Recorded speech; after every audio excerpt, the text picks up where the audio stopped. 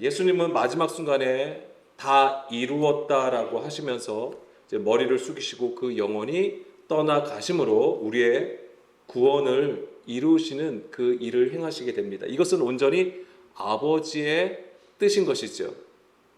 그 머리를 숙이고 영혼이 떠나가신다고 하는 것은 진리의 영을 우리 가운데에 보내주심을 나타내신 것입니다. 그래서 그 일이 우리에게 어떻게 일어나냐면 그것이 사도행전 2장의 그림이에요. 성령의 강림하심으로써 그 일이 온전히 성취가 되는 것입니다. 요한복음 19장 31절 말씀해 보게 되면 여기 보면 이날은 준비일이라고 했습니다. 무슨 날이죠? 절기상으로는 유월절을 얘기하는 것입니다. 그런데 유월절인데 안식일까지 겹친 거예요. 그래서 그들이 볼 때는 이것이 큰일이 되는 거예요. 하나님의 날이라고 하는 것이죠. 자, 그런데 이 안식일에는 무엇을 얻습니까? 사람은 안식 가운데 들어가야 되는 거잖아요. 그러니까 일을 할 수가 없어요. 그래서 그들이 빌라도에게 요구한 것이 무엇입니까? 시체들을 십자가에 두지 말고 빨리 내리라고 하는 것입니다. 시체들을 치워야 된다고 빌라도에게 요구를 하는 것입니다. 자, 근데 여기서 보게 되면 다리를 꺾어요. 이것은 왜 이것을 하는 것이죠? 우리가 아는 것처럼 죽었는지를 보려고 하는 거예요. 정말 죽었는지 아직까지 살아있는지를 확인하기 위해서 이제 다리를 꺾게 되는 것이죠. 그렇지만은 두 제수의 다리는 꺾지만은 예수님은 어떻게 되죠? 예수님은 죽으신 것이 확인되었기 때문에 그 다리가 꺾이지 아니하게 됩니다. 그러니까 우리가 볼 때는 그냥 사망의 진단 여부를 알기 위해서 다리를 꺾는 것이지만 예수님은 그것을 당하지 아니하시죠. 이것은 성경을 응하기 위해서 이 일이 일어났다고 하는 것이죠. 36절 볼게요. 잠깐 36절 보게 되면 이 일이 일어난 것은 그 뼈가 하나도 꺾이지 아니하리라 한 성경을 응하게 하려 함이다 라고 되어 있는 것입니다. 그러면 성경을 응한다고 했을 때는 성경에 이미 이것이 기록되었다라고 하는 거잖아요. 어디에 이것이 먼저 기록이 되었을까요? 이것이 언제 일이라고 했습니까? 언제 일어난 일이라고 했어요? 6월절이라고 했잖아요. 그러면 6월절을 보겠습니다. 출애굽기 12장 46절. 시편에도 물론 기록이 되어 있습니다만은 다윗의 시편을 통해서 우리가 알고 있는 것이지만 그 다윗의 그 시편도 다윗의 노래도 성령의 감동을 받은 거잖아요. 그럼 그것이 그때 처음으로 다윗이 고백한 게 아니에요. 그것 또한 예전에 하나님의 역사를 통해서 감동을 받아서 그 그리스도의 일을 나타내기 위해서 다윗을 통해서 그 입을 열어서 고백하게 한 것이죠. 한 집에서 먹되 그 고기를 조금도 집 밖으로 내지 말고 뼈도 꺾지 말지며 이스라엘 회중이 다 이것을 지킬 것이다 라고 되어 있어요. 이것이 뭐예요? 유월절에 관한 얘기거든요. 자, 그리고 함께 봐야 되는 것이 민수기 9장 12절. 그거는 이제 실제적인 사건, 애굽에서 나와야 되는 그 상황을 얘기하는 것이지만 이제는 나온 이후에 이제는 가르쳐 주는 거잖아요. 다시 한번. 아직까지 그것을 조금도 남겨두지 말며 그 뼈를 하나도 꺾지 말아서 유월절 모든 율례대로 지킬 것이니라 라고 되어 있는 것입니다. 자, 우리가 잘 알고 있는 것처럼 유월절은 무엇을 기념하는 것입니까? 출애굽 사건을 기념하는 거예요. 그래서 출애굽 당시에 10번째 재앙이 장자들의 죽음이잖아요. 그러니까 장자들의 죽음인 건 애굽 안에 있는 모든 장자가 죽는 거예요. 그럼 거기에는 사실은 이스라엘 자손들도 애굽 안에 있는 거예요. 그들도 똑같이 적용이 되는 거예요. 그런데 하나님은 이스라엘 자손들을 보호하시기 위해서 명령하신 게 무엇입니까? 어린 양을 잡아서 문에다가 피를 바르라고 하잖아요. 그리고 그 고기는 어떻게 되는 거예요? 먹으라고 하는 건데 거기서 조건이 무엇입니까? 뼈를 꺾지 말라라고 하는 거예요. 어쨌거나 하나님은 그런 상황에서도 구체적으로 그들이 뭘 해야 되는지를 명령하시고 그것을 행하여 문설주의 임방에 피를 바른 것은 죽음의 사자가 넘어가는 거잖아요. 그래서 생명을 보존하는 거예요. 그것을 기념하기 위해서 유월절을 지키라고 하는 것입니다. 이때 어린 양을 잡는 것인데 그 뼈를 꺾지 말라고 하신 것이죠. 바로 이제 이것이 또한 예수님의 십자가상에서도 성취가 되는 것입니다. 그래서 우리가 알아야 되는 게 뭐냐면 과연 예수님의 십자가는 우리가 그냥 단순하게 정의하기를 우리의 죄를 사하시는 하나님의 사랑으로 우리는 단순하게 간단하게 얘기하는 것이지만 이것이 의미하는 게 뭐냐 이거죠. 우리에게 십자가는 어떤 의미냐 이거죠. 출애굽이라고 하는 것입니다. 출애굽. 그래서 우리가 죄로부터 애굽 안에 있는 것이 종로로 타는 거예요. 노예예요, 노예. 죄로부터 그 죄는 왜 죄가 되는 것이죠? 율법 아래에 있기 때문에 죄인 거예요. 물론 우리가 사람끼리 살아가면서 우리의 사회에서도 뭐 여러 가지 죄를 지을 수 있는 것이지만 성경에서 말하는 죄는 율법 아래에 있는 상태, 사람의 계명을 따라가는 상태예요. 그것이 왜 죄가 되냐면 하나님의 법에서 떠나기 때문에 그렇습니다. 그래서 그 죄로부터 어떻게 되는 것입니까? 해방시켜주는 거예요. 그 죄로부터. 그래서 곁길로 나간 것으로부터 율법 아래에 있는 상태에서 어떻게 해요? 다시 주의 법 안으로 들어오게 하는 거예요. 주의 정하신 뜻 안으로 들어오게 하시는 거예요. 이것 때문에 예수님 어린 양을 죽인 것입니다. 그래서 이것을 기념하기 위해서 예수님 유월절을 지키는 것이고 예수님은 어린 양으로 오셨다고 하는 것이죠. 그래서 지난 시간에도 계속 말씀드린 것처럼 유월절 어린 양으로 오셨음을 계속해서 나타낸다고 하는 것이지요. 그래서 요한복음은 그것을 두드러지게 나타내고 있어요. 그리고 또 뭐가 있냐면은 예수님이 여기서 보게 되면 겉으로 볼 때는 예수님이 십자가 처형을 당하는 거잖아요. 그러면 일반적인 사람이 볼 때는 어떻게 보이는 거예요? 예수님이 죄인이죠. 죄인이기 때문에 죽는구나라고 생각을 하는 거예요. 그렇지만은 우리가 알고 있는 것처럼 예수님은 죄가 없으심에도 십자가에 죽으신 거잖아요. 그러니까 죄인이 아니라고 하는 거예요. 의인이라고 하는 것입니다. 여기서 나타내는 것도. 자, 그래서 시편 34편 19절 20절 말씀 보겠습니다. 의인은 고난이 많으나 여호와께서 그의 모든 고난에서 건지시는도다. 그의 모든 뼈를 보호하시며. 보호한다는 얘기가 뭐예요? 꺾지 아니하심을 얘기하는 거잖아요. 그 중에서 하나도 꺾이지 아니하도다. 이렇게 얘기를 하고 있습니다. 이 시편 34편은 누구의 시입니까? 예, 다윗의 시편이에요. 수요일인가요? 주일 예배 때도 말씀드린 것처럼 뭐예요? 이게 블레셋으로 도망가서 그 아기스 앞에서 미친 채 하는 그거 이후에 지은 시편이 되는 것인데 여기서 또 거기서의 요점은 뭐냐면 고난 가운데 있지만은 하나님은 의인을 보호하시고 지키신다라고 하는 거예요. 억울한 상황인 것 같을지라도 하나님은 의인을 지키시고 보호하신다고 하는 것이죠. 그러면 거기서 의인은 어떤 자냐 이거죠. 다윗이 보여주는 것은 무엇이냐면 바로 다윗의 여정은 복음을 증거한다고 하는 것입니다. 복음을 증거하는 것. 복음을 증거한다는 것은 곧 하나님의 뜻 가운데에서 그러니까 하나님의 섭리와 운행하심을 따라서 지금 다윗이 고난 가운데에 양육을 받는다라고 하는 것이죠. 그러니까 우리가 겉으로 볼 때는 고난이고 어려움의 처음과 같을지라도 그것이 하나님의 뜻 안에 있는 양육함을 받는다라고 하는 것이죠. 그것이 의로운 길이라고 하는 거예요. 그것 안에 있는 자들이 의인이라고 하는 것이고 고난 가운데 있을지라도 하나님은 그런 의인을 어떻게 하신다? 지키시고 보호하신다고 하는 거예요. 그러니까 우리가 우리의 삶 가운데서도 여러 가지 어려움이 있다 할지라도 우리가 주의 뜻을 깨달아서 말씀을 통하여 그리스도를 발견하고 우리를 양육하시는 그 하나님의 손길을 우리가 경험하여 알게 된다면 하나님은 그런 자를 어떻게 하시는 겁니까? 지키시고 보호하신다고 하는 거예요. 그것이 의인을 보호하심이에요. 그런데 여기서 그 표현을 어떻게 하는 것이냐면 그의 모든 뼈를 보호하신다고 하는 거죠. 왜냐하면 이게 의미하는 게 뭐냐면 그래서 그것은 십자가의 길이기 때문에 그런 거예요. 십자가의 길.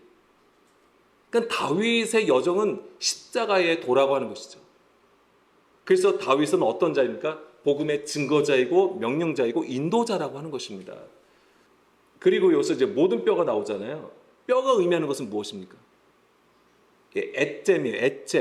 에잼이라는 히브리어 단어가 쓰였습니다. 그래서 이것이 의미하는 것은 뭐냐면 뼈예요. 뼈. 근데 우리는 생각하면 뼈가 있고 또 살이 따로 있는 것처럼 우리는 생각하지만 뼈라는 뜻도 있고요. 몸이라는 뜻도 있어요. 살이라는 뜻이 다 있어요. 여기. 그러니까 이 뼈만 단독으로 있는 게 아니에요. 이 뼈는 당연히 살이 붙어 있겠죠. 근육이 붙고 살이 붙고 힘줄이 나는 거잖아요. 그러니까 그것을 얘기하는 것입니다. 그리고 상징적으로는 뭘 얘기하냐면 실체를 얘기하는 것입니다. 실체. 그리고 생명을 뜻하는 것입니다. 생명. 이 뼈가. 그래서 이것이 의미하는 것은 뭐냐면 우리의 생명을 유지하는 진리의 구조를 의미하는 것입니다. 이것 자체가 진리의 구조를 얘기하는 거예요. 근데 한번 생각해 보세요. 우리가 어떤 일을 진행을 할 때에 구체적인 계획들을 세우잖아요. 근데 구체적인 계획을 세울 때 그것이 뭐가 되냐면 뼈대가 되는 것이죠. 그러니까 이 뼈대가 바르게 세워질 때에 그 계획한 것이 온전히 이루어진다라고 하는 것이죠. 그냥 막무가내로 어떤 일을 진행을 하지 않습니다. 그래서 이 뼈는 굉장히 중요한 것이죠. 근데 이 뼈가 처음에 어디에서 나옵니까? 뼈. 네, 갈비뼈. 네, 맞습니다. 그래서 아담과 하와, 그러니까 아담 남자에서 뼈를 취하여서 여자를 만들잖아요. 그러면서 거기서 아담이 뭐라고 합니까? 여자를 보고 내 뼈 중에 뼈요, 살 중에 살이라라고 되어 있잖아요. 이게 뭘 얘기합니까? 남자와 여자는 본질적으로 하나다라고 하는 거예요. 하나다. 그게 너와 나는 같다라고 하는 거예요. 우리가 생물학적으로 보는 게 아닙니다. 그래서 사도 바울은 그것을 깨달아서 뭐라고 했냐면 바로 그리스도와 교회의 비밀이라고 얘기를 하는 것입니다.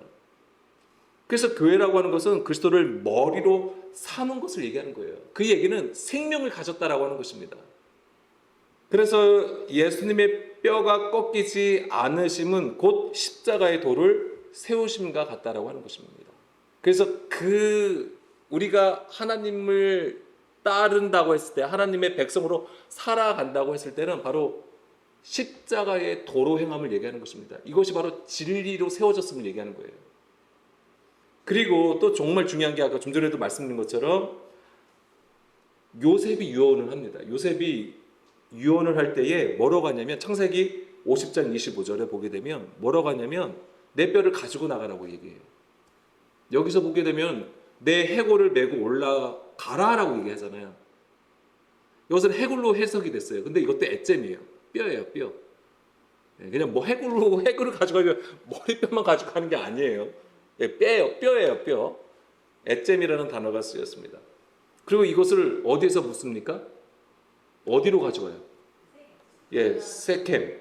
여호수아 24장 32절에 보게 되면 출애굽할 때에 이스라엘 백성들이 이 말을 기억하고 가지고 올라갑니다. 가지고 가서 어디에다 두냐면 바로 세겜에다가 장사를 합니다. 또 이스라엘 자손이 애굽에서 가져온 요셉의 뼈를 세겜에 장사하였다라고 되어 있는 것이죠. 왜 세겜이었을까요? 세겜은 굉장히 중요한 장소예요. 신학적으로도 굉장히 중요한 장소고 하나님께서 아브라함을 부르셨어요. 그리고 아브라함은 그 하나님의 명령을 따라서 들어가죠.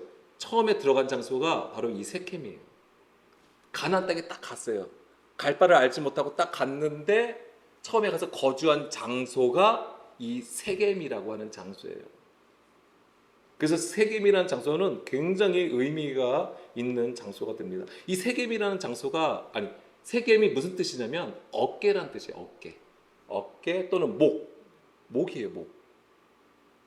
그런데 여기서 창세기 12장 6절 잠깐 볼까요? 이거는 이제 다른 얘기지만은 여기 보게 되면 아브라함이 그 땅을 지나 세겜 땅 모래 상수리 나무에 이르니 이렇게 되어 있어요. 그때의 가나안 사람이 그 땅에 거주하였다라고 되어 있는데 여기 보면 세겜 땅 모래 상수리 나무에 이르렀다라고 되어 있어요. 그럼 이게 어떤 것을 의미할까요? 그러면 세겜 땅이 있고 세겜이라는 지역이 있고 거기 상수리 나무는 그러니까 엘곤인데 되게 큰 나무예요. 굉장히 뭐냐면 좀 신적인 어떤 그런 상징되는 그런 큰 나무를 의미하는 것이죠. 우리나라도 동네에 어떤 큰 나무에도 보면은 이게 막 미신을 막 해가지고 하는 거 있잖아요. 그런 것처럼 그런 것을 의미할 수도 있어요. 그래서 왜 그러냐면 엘곤이라는 단어는 힘이란 뜻이에요. 힘. 그리고 여기 모래라고 되어 있잖아요. 이 모래는 교사, 가르침이라는 뜻을 가지고 있어요. 교사 또는 가르침 또는 궁술가, 활을 쏘는 거 있잖아요. 그런 뜻을 가지고 있는 거예요. 그럼 여기서 왜 이런 의미가 나오냐면 아브라함이 세겜에 이르렀을 때 여기 뭐냐면 하나님, 그러니까 상수리 나무가 뭐냐면 엘곤이라는 단어가 힘, 즉 그 힘이 상징하는 게 뭐예요?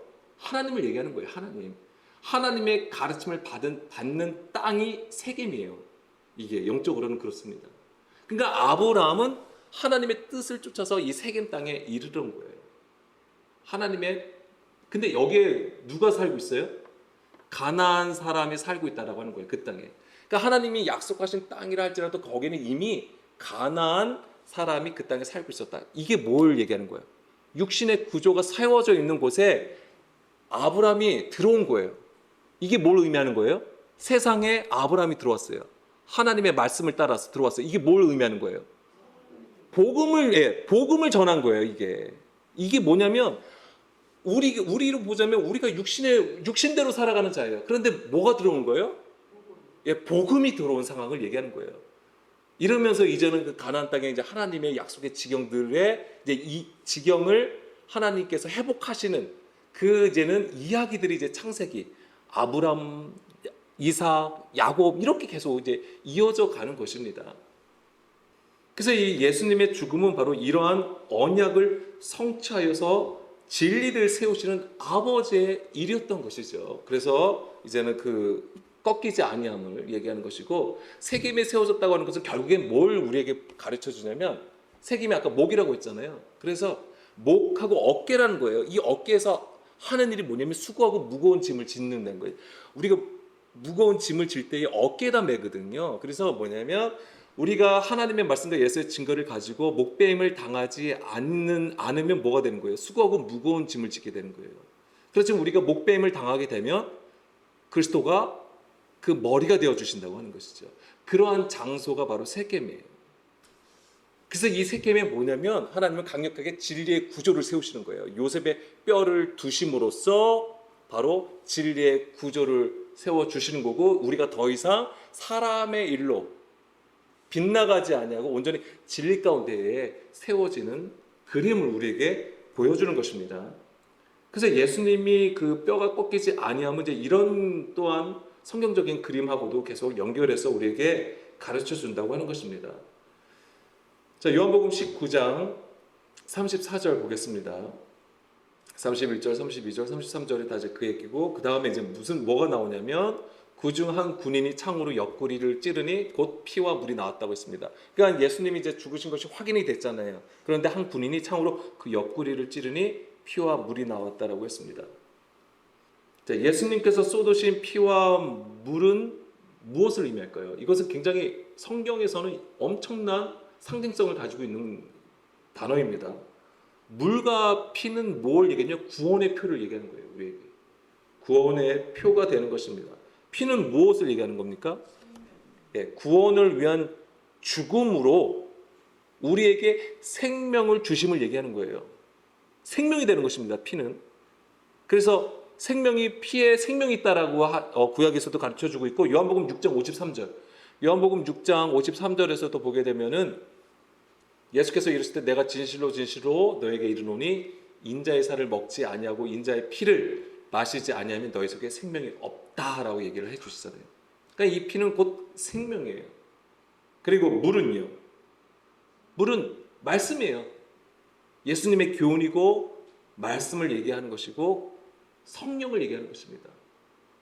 물론 이 피와 물은 성령을 얘기하는 것입니다. 그래서 이 성령님은 진리의 영으로서 우리를 진리 가운데로 구원으로 이끌어 가시는 것이죠.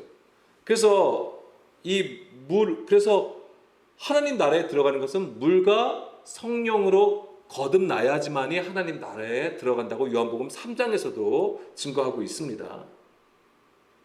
그러니까 예수님의 죽음은 바로 이러한 것들을 우리에게 주신다라고 하는 것이죠. 35절, 요한복음 19장 35절 보게 되면 이를 본 자가 증언하였으니, 이를 본 자가 누굽니까? 사도 요한을 얘기하는 것입니다. 그 증언이 참이라, 그가 자기의 말하는 것이 참인 줄 알고 너희로 믿게 하려 함이라. 그래서 이것을 기록하고 있다라고 얘기를 하는 겁니다. 그런데 여기서 우리가 알아야 되는 건 사도 요한은 예수님의 십자가를 목격한 자죠. 그래서 그 증언이 참이라고 하는 거예요. 진리라고 하는 것이잖아요. 이것은 예수님의 십자가 사건이 허구가 아니다. 허구가 아니라 실제적인 역사적인 사건으로서 예수님의 죽음을 강조해서 우리에게 지금 얘기를 해주고 있는 것이고, 여기서 알아야 되는 건 이 십자가 사건을 우리 또한 역사적인 사건으로 우리는 믿고 있어요. 사실은 고백을 하죠. 예수님의 십자가를 우리는 믿습니다라고 얘기를 합니다. 2000년 전의 일이지만 우리는 보지 않고도 지금 믿는다라고 사실 확신하고 고백을 하고 있는 상황이죠. 그런데 여기서 자기의 말하는 것이 참인 줄 알고 했을 때 이 알고가 되게 중요해요. 그냥 아는 것은 제가 이렇게 가르쳐줘서 아는 게 아니에요. 이 알면 뭘 얘기하는 게 호라오, 즉 경험하여 깨닫는 것을 얘기하는 거예요. 그러니까 지금 우리가 뭐냐면 이 십자가 사건도 그냥 2000년 전에 일어난 일로서 아는 게 아니고 반드시 우리 안에 이 십자가를 경험해야 된다고 하는 거예요. 이 경험을 통하여서 우리가 십자가를 비로소 알게 되는 거예요. 이것이 없으면 우리는 계속해서 뭐 하는 거예요? 거짓 가운데 있을 수 있어요. 예수님을 믿는다. 우리가 십자가 앞에서 십자가로 우리의 죄를 사하여 주셨다. 이건 뭐예요? 그냥 지식으로만 알고 고백하는 수준밖에 안 된다고 하는 것입니다. 그래서 반드시 경험하여 이 십자가를 깨달아야 된다고 하는 것입니다. 그래서 사도 바울이 찾지는 마세요. 갈라디아서 2장 20절처럼 우리가 그리스도와 함께 십자가에 못 박히는 것이 반드시 있을 때에 그리스도께서 우리 안에 거하신다고 하는 거예요. 그것이 바로 우리가 생명을 얻는 방법인 것입니다. 그래서 우리가 우리의 삶 가운데서도 여러 가지 어려움으로 힘든 일을 경험을 하죠. 우리는 그것이 우리 십자가라고 생각을 해요. 자기 십자가를 지금 지고 있다라고 생각을 합니다. 물론 하나님은 그 안에서도 그렇게 일하실 수도 있는 것이지만 대부분은 그냥 나의 힘듦이에요. 내가 좀 부족하고 내가 좀 어리석고 내 욕심 때문에 행하는 많은 일들이라고 하는 것이죠. 그래서 우리 주변에서 일이 잘 풀리면 하나님의 은혜로 일이 잘 풀렸다고도 얘기를 합니다. 그런데 그렇게 하나님의 은혜를 경험하였다고 하는데 또 다음에 어려움이 닥치면 또 힘들어져요. 그거는 진리의 구조가 세워지지 않은 것이죠. 그러니까 그 전에 그것은 거짓이 되는 거예요. 근데 스스로 만족하고 스스로 기뻐하는 수준이었다고 하는 것이죠. 그게 다 뭐예요? 사람의 가르침. 자기 스스로 사람의 가르침 안에서 스스로 위안받고 스스로 위로하는 상태였던 것입니다. 그것은 진리의 구조가 세워지지 않은 것이죠. 그렇기 때문에 성경을 통하여, 즉 하나님의 말씀으로 구원의 참 의를 깨닫는 것이 굉장히 중요한 것입니다. 성경으로 진리를 깨닫는 것은 곧 그 말씀 안에서 그리스도를 발견하는 것. 그리스도를 발견하는 것 쉬운 일이 아니에요. 예를 들면 시편 아까 34편 19절 20절 말씀이 이것이 예수님을 가리키고 있는 거야. 그렇게 해서 예수님을 발견했다는 게 아니에요. 그건 지식적인 거예요. 그걸 가지고 예수님을 발견한 게 아니에요. 예수님이 내 안에 계실 때에 우리가 발견할 수 있다라고 하는 거고, 그 믿음으로 살아갈 수 있는 것을 말하는 것입니다. 그래서 우리가 항상 조심해야 되는 것은 우리가 정의하고 우리가 바라는 구원이 있다라고 하는 것입니다. 그것이 아니라 오직 예수 그리스도를 통해서 나타내시는 하나님의 의, 그 의를 이루는 구원으로 반드시 깨달아야 되는 것이고요. 37절, 36절은 아까 좀 전에 앞에 말씀하고 이어서 여기서 설명해 주는 것이고, 37절은 또 다른 성경에 그들이 그 찌른 자를 보리라 하였느니라 라고 했습니다. 자, 이 말씀은요, 스가랴 12장 10절 보겠습니다. 내가 다윗의 집과 예루살렘 주민에게 은총과 강구하는 심령을 부어주리니 그들이 그 찌른 바 그를 바라보고 그를 위하여 애통하기를 독자를 위하여 애통하듯 하며 그를 위하여 통곡하기를 장자를 위하여 통곡하듯 하리로다. 아멘. 10절 다시 처음부터 보여주세요. 자, 이 스가랴 12장은 이스라엘의 구원에 관한 이야기입니다. 그래서 이제 메시아의 왕국이 이제 승리하는 것으로 이제 노래하고 있는 부분입니다. 근데 여기서 중요하게 작동되는 게 있어요. 이 이스라엘의 회복과 메시아 왕국의 승리는 무엇으로 이루어지냐면 다윗의 집과 예루살렘 주민에게 은총과 강구하는 심령을 부어준다고 하는 거예요. 그럼 이게 뭐냐 이거죠. 뒤에 보면 무슨 얘기가 나와요? 어느 단어가 많이 보이세요? 애통이에요. 애통, 통고. 이 얘기는 뭐예요? 예, 은총과 강구하는 심령을 부어준다고 하는 건 회개예요. 그러니까 이스라엘의 회복은 무엇으로 이루어지냐면 회개를 통해서 이루어진다고 하는 거예요. 회개. 그래서 예수님이 오셔서 처음에 하신 말씀이 무엇입니까? 회개하라. 천국에 가까이 왔다라고 하시는 거예요. 그러니까 우리가 하나님 나라로 들어가기 위해서는 천국에 가까이 오고 있어요. 무엇이 필요하냐면 회개함이 필요해요. 근데 이 회개함은 그냥 단지 내가 무엇을 잘못했습니다, 무엇을 잘못했습니다의 고백이 아니라 뭐예요? 물과 성령으로 거듭남으로 이루어진다고 하는 거예요. 오직 하나님의 말씀의 그 가르침으로 내 안에 있는 불법, 내 안에 있는 비진리를 깨달음으로써 깨지고 부서져서 이루어진다라고 하는 것입니다. 그것이 하나님 나라가 회복되는 거예요. 우리 안에서. 그래서 성령을 통한 애통함이에요. 성령을 통한 애통. 우리의 애통함이 아니에요. 우리의 회개가 아니에요. 성령을 통한 회개와 애통함으로 이 일이 이루어진다라고 하는 것입니다. 교회도 마찬가지예요. 사탄과의 싸움에서 우리가 승리를 해야 되잖아요. 그럼 여기서 사탄이라고 하는 것은 무엇을 얘기하는 겁니까? 비진리를 얘기하는 것입니다. 이 비진리의 싸움에서 우리가 승리하기 위해서는 성도도 우리의 죄를 하나님 앞에 자복하는 애통함이 있어야 되는 거예요. 근데 이 자복한 애통함은 뭐예요? 우리가 진리로 세워지지 않은 것에 대한 애통함이에요. 그 얘기는 우리가 하나님의 아들로서 하나님 우리를 불러주셨어요. 세상으로부터 우리를 구별하셔서 세우시길 원하시는 건데 여전히 뭐예요? 우리는 우리 식대로 살아가려고 하는 거예요. 하나님의 아들들로 우리가 세워지지 아니함을 얘기하는 것입니다.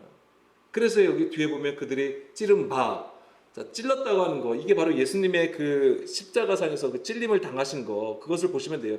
그를 바라보고 했잖아요. 그를 바라보고, 이게 사실은 뭐냐면 나를 바라보고요. 하나님을 얘기하는 것입니다. 여기서는 이제 그라고 해석이 된 거지만 원문을 보면 나예요. 나를 바라보고 그를 위하여 애통하기를 독자를 위하여 애통하듯 하며 그를 위하여 통곡하기를 장자를 위하여 통곡하기를.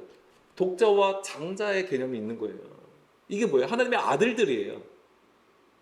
미리 말씀을 드리지만 라헬과 라마가 나오잖아요. 거기서 왜 슬퍼하죠? 장자가 없어서. 네, 장자의 없음. 왜냐하면 그 역사적인 사건은 뭐냐면 이스라엘 백성들이 바벨론으로 포로로 끌려가요. 그때의 집합 장소가 라마예요. 베들레헴 근처에 있는 거예요. 베들레헴이 라마였어요. 라마. 그래서 끌려가요. 그래서 뭐냐면 아들들을 잃어버린 것에 대한 슬픔을 얘기하는 거예요. 장자가 없음을 대한 얘기하는 것이죠. 왜 그렇게 끌려가냐면 진정으로 이스라엘은 장자가 없음을 애통해하는 것입니다. 그런 것들이 다 예수님의 십자가하고 연결이 되는 부분이에요. 그를 찌른 자들도 볼 것이요라고 했잖아요. 그를 찌른 자들도 계시록 1장 7절 보겠습니다. 볼지어다 그가 구름을 타고 오시리라. 예수님께서 구름을 타고 오시면 영광 가운데 오시는 거예요. 이제 심판의 주로 오시는 건데 각 사람의 눈이 그를 보겠고 그를 찌른 자들도 볼 것이요. 땅에 있는 모든 족속이 그로 말미암아 애곡하리니 그러하리라. 아멘. 이렇게 되어 있어요. 여기서 보게 되면 그를 찌른 자들도 볼 거래요. 그를 찌른 자들이 누구예요? 유대인들을 얘기하는 거예요. 그들이 가진 율법으로 예수님을 정죄하고 죽인 거거든요. 그러니까 그들이 본다고 했을 때 이것이 바로 구름을 타고 오시는 주를 보게 되는 거잖아요. 그런데 여기서 보면 뭐예요? 땅에 있는 모든 족속이 그로 말미암아 애국한다고 하는 거예요. 이 애국함이 뭐에 대한 뭐냐면 자신들이 비로소 자신들이 기다리고 있던 그 메시아를 죽였음을 아는 거예요, 이제. 그래서 그 애통함을 가지게 되는 거예요. 그랬을 때에 바로 예수님을 알게 된다고 하는 거야. 알게 된다고 하는 것이죠. 그게 비로소. 그러니까 우리가 이 회개의 진정한 의미는 그리스도를 바르게 깨닫는 것입니다. 그리스도를 본다라고 하는 거예요, 이것이. 이것을 이루시기 위해서 바로 예수님은 이제 죽임을 당하시게 되는 것이죠. 자, 마태복음 24장 30절. 자, 구름을 타고 오신다라고 했을 때는 이게 종말을 의미하는 것입니다. 마지막 때의 일을 얘기하는 것입니다. 그래서 24장 30절에서도 보게 되면 그때의 인자의 징조가 하늘에서 보이겠고 그때의 땅의 모든 족속들이 통곡하며, 바로 이거예요. 통곡을 한다. 모든 족속들이 통곡을 한다. 그들이 인자가 구름을 타고 능력과 큰 영광으로 오는 것을 보리라. 아멘. 인자를 보려면은 어떤 일이 일어나야 되냐면, 이 24장은 종말장을 얘기하잖아요. 그럼 이거 이제 1절에 뭐가 기록되어 있습니까? 도율성전이 무너지는 것에 대해서 예수님이 얘기해 주시는 거예요. 그러니까 영광 가운데 오시는 예수 그리스도를 보기 위해서는, 우리 안에 예수님을 보기 위해서는 반드시 뭐가 무너져야 돼요? 도율성전이 무너져야 되는 거예요. 육신의 구조예요. 그것이 무너져야 되는 거예요. 그 무너질 때에 그것이 바로 우리 안에서 어떻게 일어나냐면 애통함으로 일어나요. 애통함이 있어야 돼요. 그거에 대한 애통함. 이 애통함이 있어야지만 이 도율성전이 무너지는 거예요. 육신의 구조가 완전히 깨지고 부서지게 되는 것이죠. 그것을 다르게 얘기해 드리면은 십자가가 세워진 것을 얘기하는 거예요. 우리 안에서. 십자가가 그 일을 한 것이거든요. 그래서 그 십자가를 가진 자는 애통할 수밖에 없는 거예요. 회개할 수밖에 없는 거예요. 우리는 흔히 이 십자가를 얘기할 때에 죄인된 우리를 대신해서 예수님께서 죽으시고 부활하심으로써 우리의 구원을 이루었다라고 이해를 하는 부분입니다. 그러나 정작 구원의 대상인 우리는 십자가를 잘 알지 못한다고 하는 거죠. 왜냐하면 좀 전에도 말씀드린 것처럼 경험함이 없기 때문에, 우리 안에서 세워진 십자가를 경험하지 않았기 때문에 십자가를 알지 못한다고 하는 것이죠. 그러면 회개도 없어요. 애통함도 없는 거예요. 장자가 끌려가는지 하나님의 아들들로 세워지지 않았는지도 모르는 거예요. 그냥 보여지는 것에 생각하고 판단하게 되는 것이죠. 그것은 여전히 우리 안에 육신의 구조, 도율성전이 세워졌다라는 증거가 되는 것이죠. 자, 마태복음 5장 4절 보겠습니다. 이 애통하는 것. 자, 애통하는 자에게 복이 있다고 했습니다. 애통하는 자는 어떤 복이 있습니까? 그들이 위로를 받을 것이다 라고 했습니다. 위로를 받을 것. 근데 이 위로가 뭐예요? 그냥 내가 힘들면 아이고 그래 너가 힘들지 내가 안아줄게, 이런 위로를 얘기할까요? 우리의 사전적인 의미는 그렇습니다. 그렇지만 성경은 그렇지 않아요. 파라칼라우라는 단어가 쓰였습니다. 파라칼라우. 이게 뭐냐면 위로하다라는 뜻도 있어요. 근데 원래는 가까이서 부르다예요. 가까이서 부르다. 그리고 초청하다예요. 그래서 이게 뭐냐면 초청하는 거예요. 초청하는 거. 자, 여기서 애통하는 자가 복이 있대요. 그럼 이 애통은 우리가 아는 것처럼 힘든 일 때문에 목매는 소리를 내는 게 아니에요. 당연히 이 애통은 우리 안에 생명이 없음을, 우리가 하나님의 아들로 세워지지 아니함을, 생명이 없음을 애통해하는 것이고, 이들에게 주시는 진정한 위로는 뭐냐면은 바로 이거예요. 이사야 40장 1, 2절 말씀. 그 위로함이 뭐냐 이거죠. 가까이서 부르다, 초청하는 것인데, 이게 뭐냐면 너희의 하나님이 이르시되 너희는 위로하라, 내 백성을 위로하라. 그럼 이 위로함이 뭐냐 이거죠. 너희는 예루살렘의 마음에 닿도록 말하여 그것에게 외치라. 그 노역의 때가 끝났고 그 죄악이 사함을 받았느니라. 그의 모든 죄로 말미암아 여호와의 손에서 벌을 배나 받았느니라 할지니라 하시니라. 아멘. 이게 지금 무슨 얘기예요? 노역의 때가 끝났다. 뭐냐, 바벨론 포로로 끌려갔다가 어떻게 하는 거예요? 다시 고국 땅으로 돌아오는 걸 얘기하는 거예요. 그게 노역의 때가 끝났다예요. 이거는 곧 출애굽하고도 같은 얘기예요. 그래서 바벨론 포로 귀환은 제2의 출애굽이라고 얘기도 합니다. 그게 뭐냐면 육신의 구조에서 거기서 종로로 타다가 하나님의 약속하신 그 지경으로 회복되는 것을 얘기하는 거예요. 돌아오는 것을 얘기하는 것입니다. 육신의 구조에서 벗어나 진리의 구조로 세워지는 것을 얘기하는 것이죠. 그래서 다시 아까 마태복음 5장 4절로 보게 되면 위로하다라는 것은 파라칼라우, 이것은 뭐냐면 좀 전에도 말씀드린 것처럼 가까이서 부르는 거예요. 이 가까이서 부른다고 할 때는 뭘 얘기하는 거냐면 우리를 분리시키신다고 하는 거예요. 분리시켜서 주의 품으로 이끌어 가심을 얘기하는 거예요. 그게 진정한 위로예요. 세상으로부터, 육신의 구조로부터 나와서 하나님께 서는 것을 얘기하는 것인데, 이게 진정한 위로예요. 그러니까는 이것을 경험해야지 우리가 위로를 받는 거예요. 이거와 비슷한 게 뭐냐면 교회가 동일한 거예요. 이게 교회가 무슨 뜻입니까? 에클레시아, 뭐뭐로부터 부르다예요. 이게 뭐뭐로부터 부르다, 즉 세상으로부터 불러냄이 바로 교회가 가진 의미예요. 그렇게 세워진 것이 진정한 하나님의 위로하심이 되는 거예요. 그것이 바로 하나님께서 약속한 말씀이고 지경이기 때문에 그렇습니다. 그것을 경험하는 자가, 교회로 세워지는 자가 바로 하나님의 위로를 받는 것입니다. 바로 이 일이 바로 유월절 어린 양의 죽음을 통해서 이루어졌다라고 하는 거예요. 결국에는 출애굽은 당연히 그 일이었지만은 바벨론에서 나와서 고국으로 돌아가는 거, 그리고 오늘 우리가 육신으로 살다가 하나님의 백성으로 살아가는 것 또한 이 어린 양, 유월절 어린 양의 죽음, 십자가의 죽음을 통해서 그 일이 이루어진다라고 하는 것이죠. 우리는 예수님의 죽음을 그냥 제3자로 보시면 안 돼요. 예수님의 죽음은 곧 누구의 죽음이에요? 예, 나의 죽음이어야 되는 거예요. 반드시 그것을 경험하라고 하는 거예요. 자, 요한복음 19장 38절입니다. 아리마대 사람, 자, 예수님이 이제 죽으셨잖아요. 그리고 이제는 유월절 때문에, 유월절과 안식일 때문에 빨리 그 시체를 치워야 된다고 막 요구를 했어요. 그러니까는 누가 나타납니까? 예, 요셉이 나타나요. 그리고 또 한 명이 더 나타나요. 뒤에 39절에 니고데모가 나타나요. 이들은 예수님의 12제자인가요? 그렇지 않습니다. 그러니까는 숨겨진 제자들이라고 볼 수 있어요. 그런데 이 숨겨진 제자들은 물론 그 상황 때문에 이렇게 막 공개적으로 드러났던 인물들은 아니에요. 그럼에도 불구하고 예수님의 십자가의 죽음 이후에 이들이 나타납니다. 다시 38절로. 그런데 이 요셉은, 아리마대 사람 요셉은 예수의 제자이나, 여기서 예수의 제자로 나오죠. 그러니까 12제자 말고도 사실은 많은 제자들이 있어요.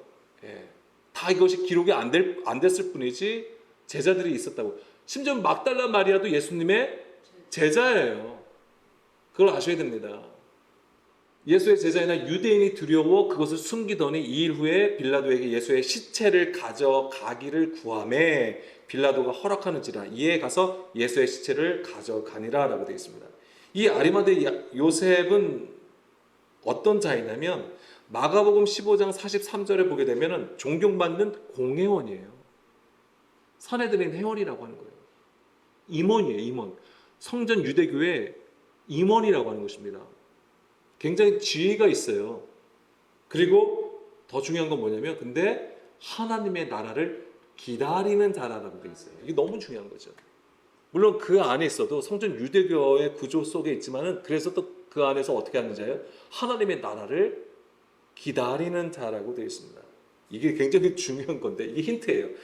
그가 하나님의, 그 다음에 누가복음에서는 의로운 자라고 되어 있어요. 그래서 하나님 나라를 기다리는 자, 의로운 자가 되는 것이 바로 아리마대 요셉이에요. 그런데 왜 하필이면 아리마대 요셉이라고 했을까요? 물론 요셉이라는 이름이 또 여럿이 있으니까 그것을 구분하기 위해서 아리마대 사람 요셉이라고 소개를 했겠죠. 근데 이 아리마대가 무슨 뜻이냐면, 히브리어로 보면 이게 라마예요.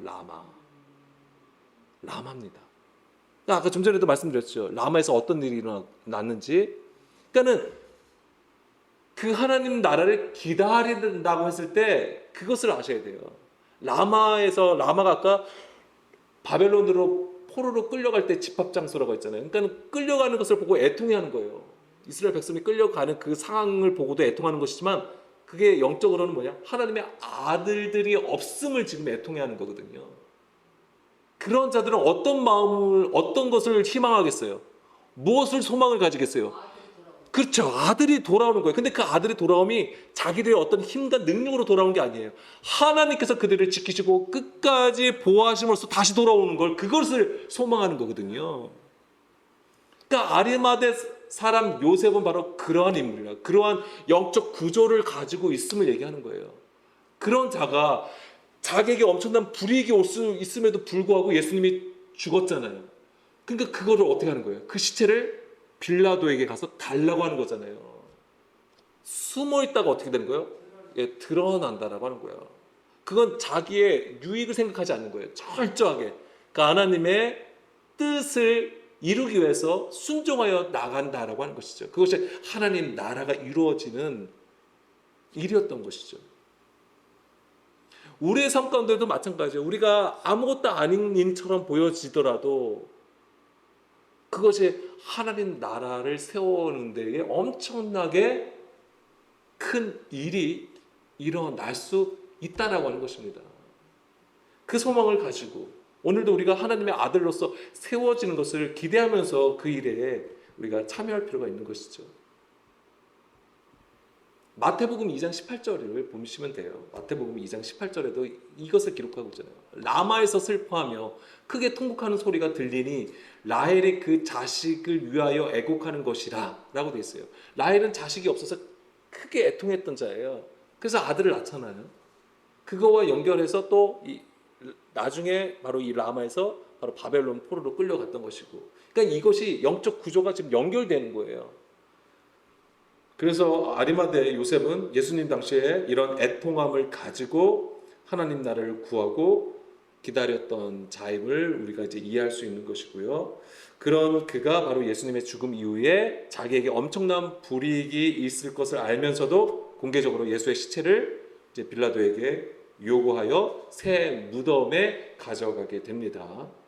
그리고 누가 등장합니까? 다시 요한복음 19장 39절. 니고데모가 등장합니다. 니고데모는 어디서 나왔습니까? 요한복음 3장에 나오잖아요. 3장에서. 그래서 거기서 예수님의 가르침을 받잖아요. 물과 성령으로 거듭나야지 하나님 나라를 들어갈 수 있다라고 하는 거, 그걸 받잖아요. 자, 그런 니고데모가 또 여기서도 나오게 되는 것이죠.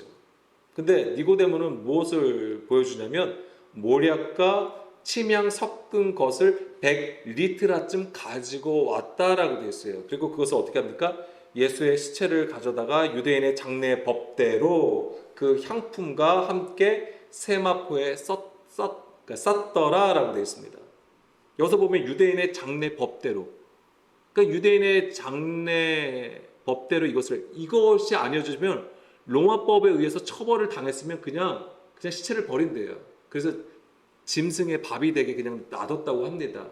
그러니까 지금 니고데모는 바로 이제 그것을 하지 않고 유대인의 장례 법대로 예수님의 그 향품과 함께 세마포를 싸게 되는 것이죠. 근데 그가 가져온 게 무엇입니까? 모략과 침향 섞은 거 100리트라라고 되어 있습니다.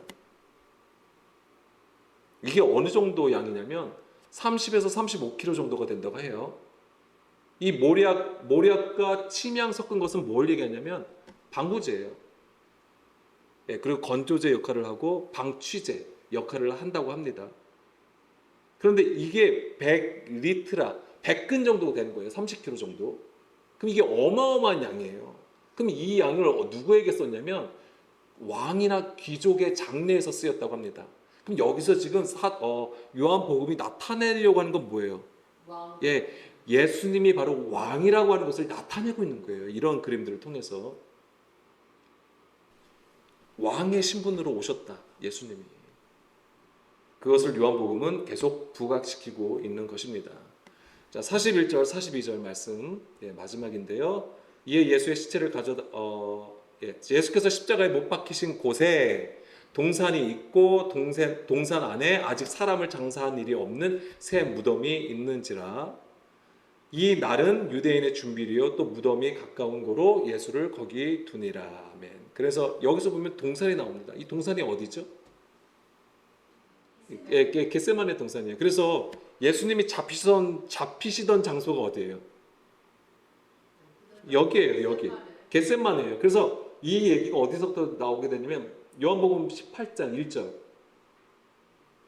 요한복음 18장 1절에 보게 되면 이 얘기가 나와요. 예수께서 이 말씀을 하시고 제자들과 함께 기드론 시내 건너편으로 나가시니 그곳에 동산이 있는데 제자들과 함께 들어가시니라. 그러면서 여기서 이제 예수님이 잡히시는 거예요. 그러니까 겟세마네 동산을 얘기하는 거죠. 그래서 예수님이 잡히시던 곳, 이 동산으로 표현된 것, 이것이 바로 겟세마네 동산이고 감난산이 되는 것입니다. 그리고 여기서 어떤 일이 벌어집니까? 이제 요한복음 20장에서는 바로 이제 부활의 사건이 일어나게 되는 것입니다. 그래서 다음 시간에 이 예수님의 부활에 대해서 우리가 또 보겠습니다.